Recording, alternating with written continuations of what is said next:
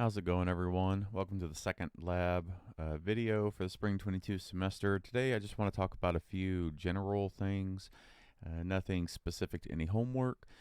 First, I wanted to start with a few notes. I wanted to mention that for the R projects, which I briefly mentioned in the last video, I'm going to work on putting together probably about a 5-minute video. I can't imagine it being longer than 10, where I show how to set up R projects and explain the value of R projects, and try to convince you that it's a good idea to use R projects. But that'll be a separate video.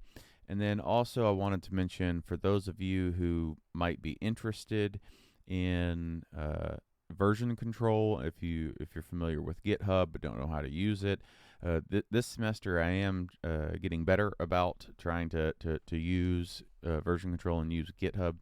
So just real quick to show you what I'm even talking about, GitHub is basically a way, it's one of the most valuable things that I've learned in the last 6 months as I've been in this industry job. And it's essentially a way to be able to roll back to old versions of things.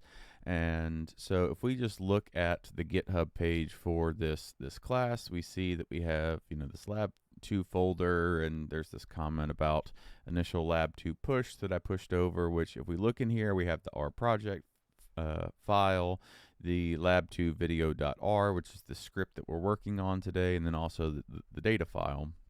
And if we look here in the lab2r, we can see that that's just this script. Well, if we make any changes to this script, as I often do, as I go through these videos, so if I just insert some change here, you can see that the tab up here turns red, meaning something on the script has been changed. And now I save that, it pops up down here in my Git tab to say that to let me know that something's different. And if I now look at the differences here, like it'll tell me that, like, well, in your repository, line 11, it just says, pound git. But in this new file, in the new this piece over here, line 11 is this, because I added this, dash change. And so if I want to get rid of that, I can revert and it'll just change that back. But like, let's just say that that's a change that I want to keep and update in my think of it akin to like the cloud version of like what's up actually on GitHub. Then all I have to do is I could say here, live commit, and commit that, and then push those changes over to GitHub.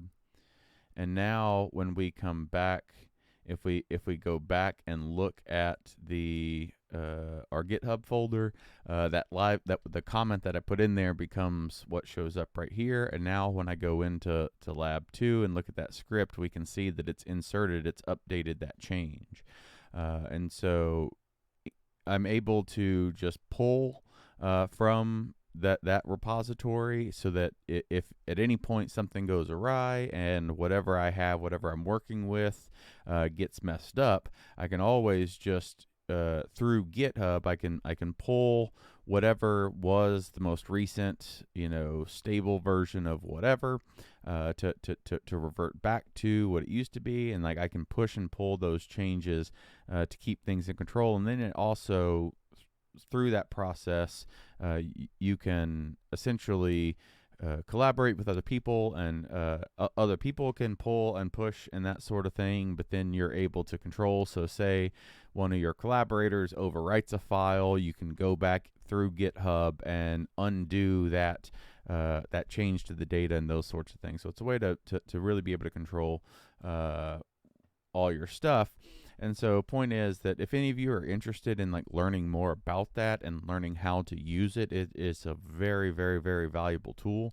And since I do have a repository set up for this class, you will be able to practice using that repository using GitHub over the course of the class. So The libraries I'm going to be working in today are just Tidyverse, Levon, and I also am using this library Broom, which if you don't have it, you'll have to install it. Again, all you have to do is install packages, Broom, and once you run that line, it'll install it for you. Broom is a great package for it. Essentially like cleans up models in the sense that it'll extract all the model information and put it into tables for you in nice, clean ways. I'm only using it for kind of educational purposes today, just to keep the output nice and compact. But we'll get to that when we'll see that when we get there. So I'm going to start in by reading in this data from Lab 2 CSV. And if we take a look at our data, we can see that we've got 11 variables with roughly 1,100 observations. We have case ID, we have sex, birth region, mother's education, and friends one, which is just a count of how many friends somebody reports having. The standardized math achievement, standardized reading achievement, GPA 1, income 3, job score 3, and job sat 3. You can kind of ignore the ones and threes. This is a subset of variables from a larger data set that's like at time 1, time 2, time 3. But basically all you need to know is that, like, this is somebody's income at the end of something, and we have earlier data about it. And that's really all we're going to be working with today, so we won't get too much into the rest of it. But so we notice that everything but these three are encoded as numeric numbers, numeric data. And so if we look at those character columns, we can see that we have sexes divided into male and female, with 675 females, 481 males. Birth region is just dichotomized also into being born in the U.S. versus being born outside the U.S. And then mother's education is, college graduate or more, high school graduate, less than high school, or some college, university. And if we, again, I just want to emphasize here that this code that I'm using today is not what you necessarily need to be using in your homeworks. This is just for educational purposes, so I more so care that you follow along than be able to reproduce these things. So don't worry if this looks like a lot, because this is essentially the same as the pairs that we've used before, but GG pairs allows for a lot more customization and stuff. And so really all I wanted to do here is look at the univariate distributions on the diagonals. So we see that most of these are relatively normally distributed. There's a slight negative skew in SMA, it looks like. You could argue that there's a slight negative skew in JobSat, but overall it's not terrible. Most of our lowest lines look like they're generally linear relationships between the things, and this also outputs the correlations for variables, but I'm not terribly concerned with any of that. I was mostly just wanting to look at those distributions of our variables. So let's talk a little bit about dummy coding. And all I want to do first is take all of those character variables and make them into factors. And so I'm also creating a copy of the birth region variable. So I pipe the data frame into mutate, and I tell it I want birth region underscore copy to equal birth region, and then take everything that's a character and convert it to a factor instead. And so now if we take a glimpse at our data frame, we can see that instead of being characters, they're actually encoded as factors, including the copy down here. And then just to look at a real simple linear model that we want to regress income on the birth region. And Here I just have that LM wrapped in summary, just to output our regular, linear regression that we all, know and love. And so what this is telling us is that the predicted income, the average income for where birth region, or where all other predictors, really an intercept, always remember that that's where all other predictors equal 0. So the average income when everything else in the model equals 0, which in this case the only other thing in the model is birth region, so where birth region equals 0 is $1,500.76, and then a 1 unit increase in your predictor, which means when birth region increases from 0 to 1, that income is expected to go up by $58.85. So here's what I mean by broom tidy. If we take that exact same model and all we do is we pipe that into this tidy function instead of having all this information displayed as well as all this down here, it just gives us a more compact summary if all we're interested in is those, our estimates, standard errors, the T's and the P's. And so, like I said, the reason that I'll be using this and when we're looking at linear models is just so that we have less output on the screen, so we can compare multiple models a little bit easier. But again, we see the same thing basically. We have the intercept of, approximately, because it's rounded here in the output, $1,501 and a $58, almost $59 increase for a 1 unit increase in birth region there. And if we look at our contrast, because birth region is coded as a factor, when we look at our contrast for birth region, it's which is always a good idea when you are using factors in models, is to look at those contrasts so that you can remind yourself, well, what is coded as 0, what is coded as 1s, or if you have multiple things, just how are things coded.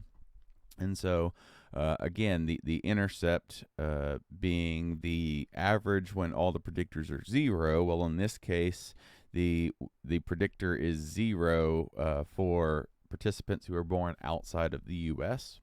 And so that's how we know that the average score of people who are outside the U.S. is $1,501, and then people born inside the U.S. with that 1 unit increase from outside U.S. to U.S. is about $60. And when we look at our summaries, we can see that just those means, we can see that that's exactly what we have. The people born outside the U.S., their mean income is $1,501.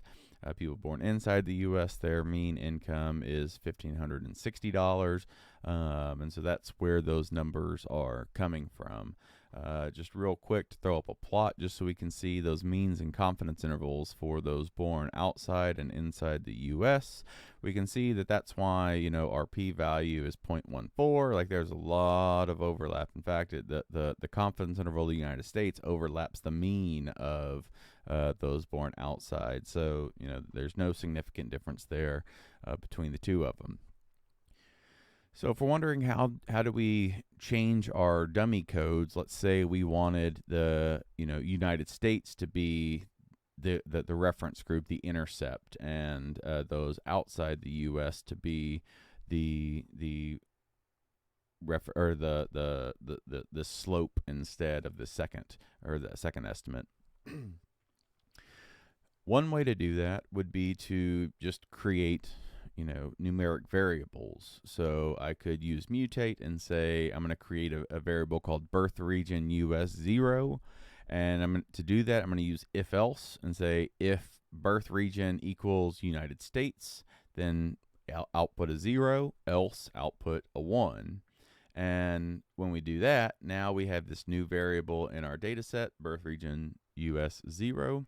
And if we do that same model, we can see, and I'll go ahead and scroll back up here and run the original model as well. because you can see that that just flips that around, where now our intercept of the birth region US 0 model that we numerically coded is 1560, which we see is the mean of the United States, and then that's expected to go down by $59 approximately, by switching from 0 to 1. That 1 unit increase of birth region is associated with $59 decrease in that salary, and you can see here between the birth region US 0 and the original contrast that had the others as the 0 group. All it does is flip around those estimates, but it'll give us the same t statistics and things like that.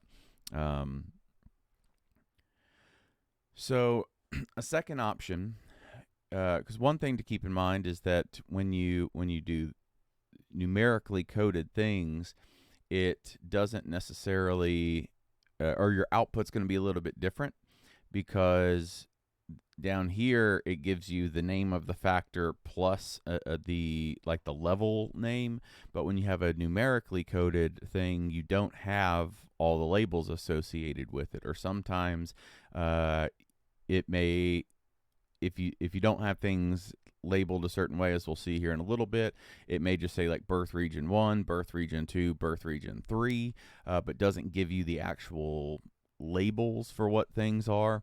And so you may want to instead just actually change the levels of those contrasts. So again, when we look at our contrast of birth region copy, which is the exact same as birth region, we can see that the outside the US is coded as 0. And so by simply assigning this combined vector 1, 0 instead to birth region copy, now when we go back and look at it, outside the US is coded as 1 and US is coded as 0. So we flipped that around. But so again, we'll look at our original model and then our new model, and we can see once again we flip that around. But here's what I was talking about with things sometimes just showing up as numbers instead of having some sort of label on it. So if you have multiple things, if you're not tracking on which is coded how, it can be a little less awesome. And so there's another way to code factors that we'll look at here in a minute. And also, I wanted to point out that if you have more than 2 levels, you couldn't just say C parentheses 1 comma 0, because you'd have to specify a matrix. And so really the way that I do that is if you just run this line where you have a matrix and you create a matrix of the values 1 through 12 and tell it you need 3 columns, you can see the way that R fills in your matrices is going down the columns. And so knowing that, if I had a matrix and I was wanting to create this first column to be 1 0 0 0, I would tell R 1 0 0 0, and then that second column, let's say I want it to be 0 1 0 0, and then that third column that I want it to be 0 0 1 0, and then I tell it the number of columns I want are 3. And now when I run that, I get that exact column the way I was wanting to specify it. But sometimes it's helpful to just run, however many numbers. If you're wanting 4 columns, then 1 through say 16 with 4 columns will give you that 4 by 4, etc.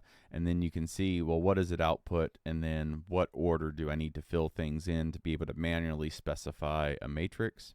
So that can be helpful sometimes.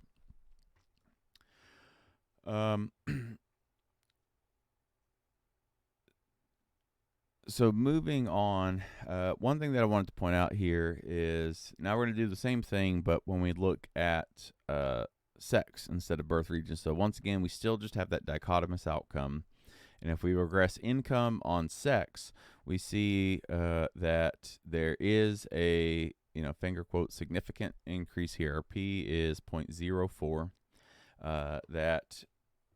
And when we look at our means, we see that sure enough, our mean here, once again, because we have, this is coded with females, where females equal 0 and males equal 1. Our intercept of this model is the mean where all the predictors are 0. All the predictors are 0 for females because females are coded as 0. And then there is with a 1 unit increase in sex, which means switching from 0 to 1, switching from female to male, there's an increase of, $75. And that is, considered a significant increase by the conventional P less than 0.05. However, what I want to point out is if we look at those means and confidence intervals, we can see, I'm going to change this to Theme Classic just because that's kind of my standard, clean it up a little bit. And what we can see is that when we look at those confidence intervals between females and males, we can still see that there's an awful lot of overlap in those confidence intervals.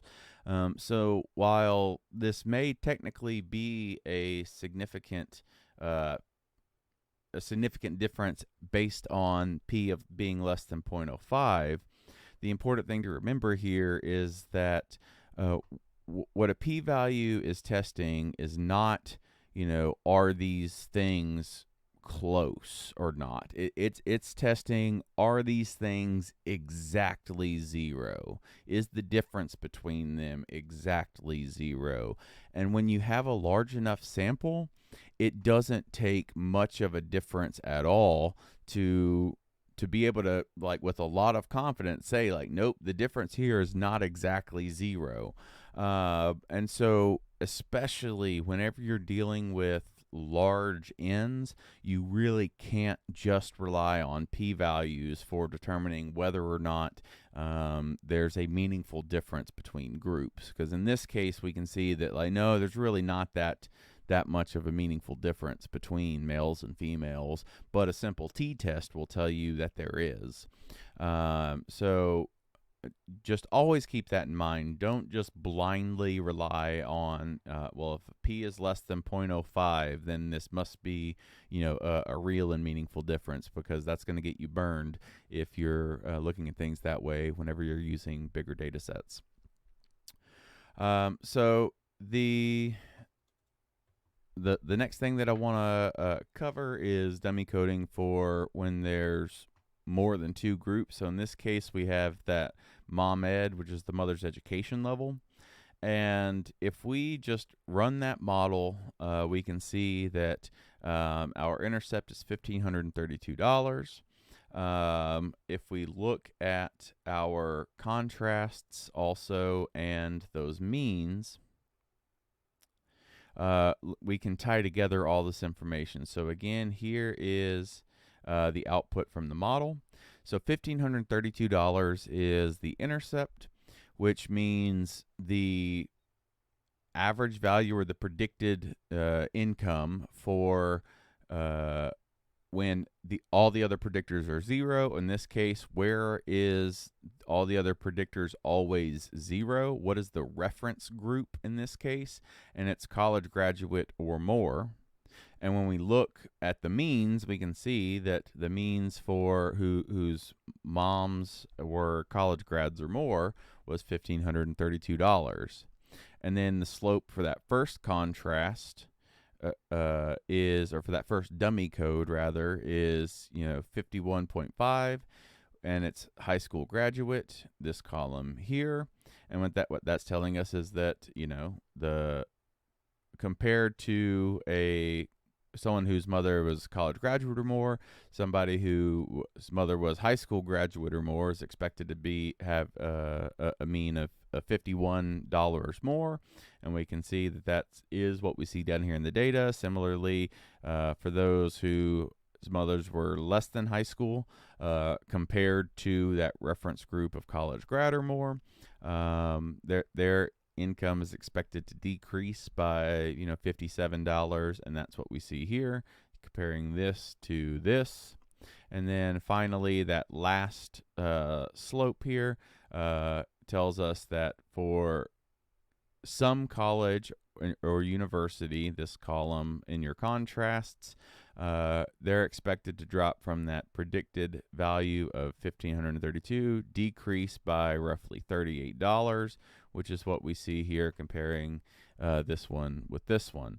And so in this case, with our contrasts being this dummy coded scheme, that's what it means that our college graduate or more is our reference level. That's where the predictor in the model is always 0 only for one specific level of that variable, of that factor. And it's 1 in somewhere in the model for everything else. So you always remember that you have n minus 1 comparisons, dummy codes, contrasts. So if you have a 4-level factor, you can get 3 slopes out of it, and then the extra one is what is in the intercept, where things are coded as 0. But we could, for instance, switch that around, and let's just say that we wanted to, instead of having college graduate or more be the reference level, let's just say we wanted to make high school graduate the reference level. We could mutate our MomEd variable and use the factor relevel function and tell it we want to relevel MomEd, and we want to start the first group, which would basically, we want to replace this row with high school graduate. And when we do that and look back at our contrast, we can see that's exactly what it does. Now high school graduate is our contrast, or is that reference group. And then we have college graduate or more as the first, the first comparison group. Less than high school is the second. Some college and university is the third. You could actually specify here, if you use that C parentheses combine, you could spell out the specific order. If you wanted that first group to be less than high school, second group to be some college, university, and then the third group to be college graduate or more, you could specify that here, and that's exactly what you would get. Just to keep things short, shorter at least, I'm going to avoid that today. But then when we look at our model, we can see that now when we come back and look, high school graduate, the mean was 1583, and so now our intercept is that 1583, as opposed to the model that we ran before. I guess sorry, now that I think about it, because I just saved over that variable is why, of course we're getting the same thing. But if we scroll back up to look at what it was before, it was 1532, and now we're getting that model of 1583. And once again, this is telling us, all right, when this first column switches from a 0 to 1, meaning moving from high school graduate to college graduate or more, it's expected to decrease by $51. The comparing high school graduate to less than high school, that's expected to go down by $108. And again, whenever we look at our means here, we can see that that's how all that math works out. One other option that you could use is to make manually coded variables. And so in this case, as I said earlier, it's n minus 1. If you have a 4-level factor, you'll have a 4 minus 1 equals 3 different dummy codes. So 3 different dummy coded variables. And so in this case, we're going to mutate our data frame, and we're going to make MomEd D1, D2, and D3. D1 is going to be, and we're going to use just if else, And if mom ed is college graduate or more, then code that as 1, else make it 0. For D2, if mom ed is equal to less than high school, make that a 1, else make it 0. For D3, if mom ed is equal to some college or university, make that 1, else make it 0. And so we'll run that, and now if we look in our data frame, we can see that we just literally created 3 new variables that are just dummy coded as 1s and 0s. And so now, instead of just putting our mom ed factor into a model, all we're doing is switching mom ed as a factor to the 3 separate dummy coded variables, mom ed D1 plus D2 plus D3. And when we output that that data frame, that model summary, we can see that gives us all the same information as the factor, minus the fact that, again, it doesn't include the actual labels. It's just labeled as D1, D2, D3, but mathematically, these 2 things are working the same way. So really, you can do it either way. Apologies there if there's a rough cut in the video. I ran into a problem that I had to correct. But moving on to just some regular regressions and looking at that in Lavon and how it looks in Lavon. Remember that whenever we're working in SEM, like first we're going to specify our models and then we're going to fit our models. So when we talk about model specification, we're talking about how do you type in those equations in Lavon. In this case, with real simple basic regressions, this is essentially a t-test that we're talking about here, just regressing income on one dichotomous predictor. That is a t-test. Just you don't have to call it a special name. It's just a linear model. And so if we regress income on 1 plus birth region US 0, which as a reminder is the numerically coded version that we made up here at the top, where birth region is United States, it's coded as 0, and else it's coded as 1. So when we look at that and we specify that as our model, and then I'm going to specify the mod 2 specification, that is just the same thing but without that explicit intercept. And so like Anna said, that's basically, do you want the receipt or not on the value of the intercept? It's not going to change things. You're not like excluding the intercept mathematically. It's just not showing up in your output if you don't put it in that. So then we fit our models with the SEM function. And then just as a reminder, here is that same linear model regressing income on that birth region US 0. And then when we look at our model summaries, if we look at the first one, we can see that we're getting the same, that the plain linear model had our intercept as 1560 rounded, and then the slope of birth region being negative $59, call it. And so when we look at our Lavon output, we'll notice down in our regressions that it gives us a slope of negative 58.8, which is the same as the slope in our regular linear model. And then we can also see that because we put in that explicit +1 in this first model, it gives us the intercept, and it tells us 1559.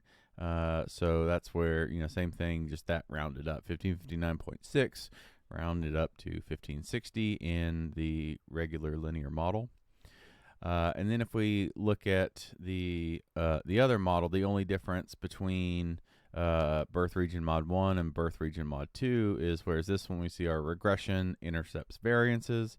The second one is just the regressions and the variances. It doesn't output the intercept information, although you can see that negative 58 is the estimate of the slope of birth region 0, and then the our variances, all that information is still going to be the exact same. All it's doing is leaving out this piece of the output by not including that 1 in our specification.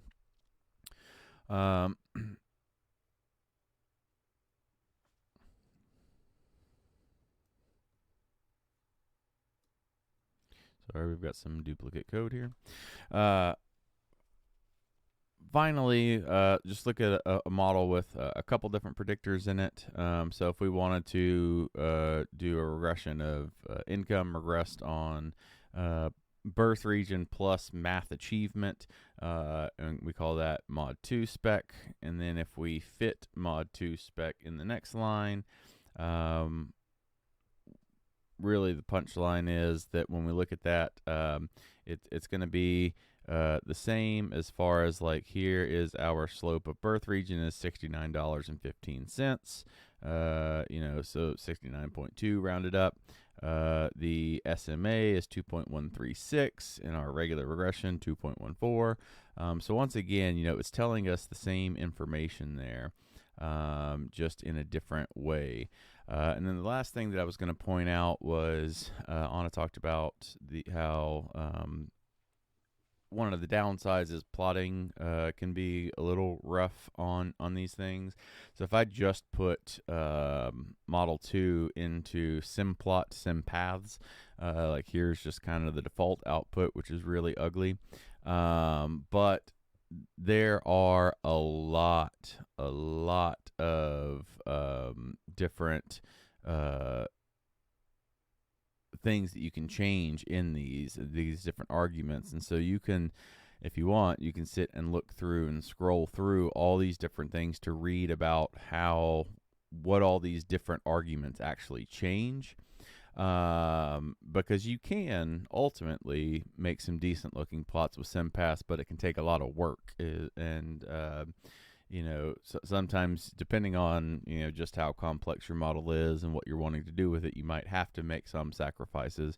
But for instance, so looking back at, again, if this is our default model, right here, then instead, if I run, this model just with these few changes in it, we can get more information out of it. But point is, I just wanted to kind of orient you towards SimPaths and let you know, give you this so that you can look at that and play around with a little bit if you want to.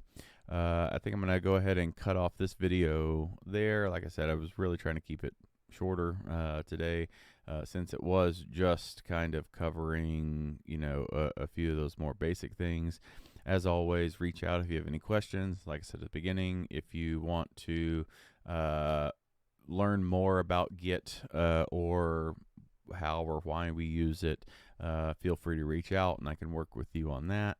And again, stay tuned for probably next week. I'll put out a projects video, much shorter than the typical videos, just to cover that one thing, to show you how to set it up and how they work and what are the benefits of it. But with that, I will sign off for the day, and we will talk to you later.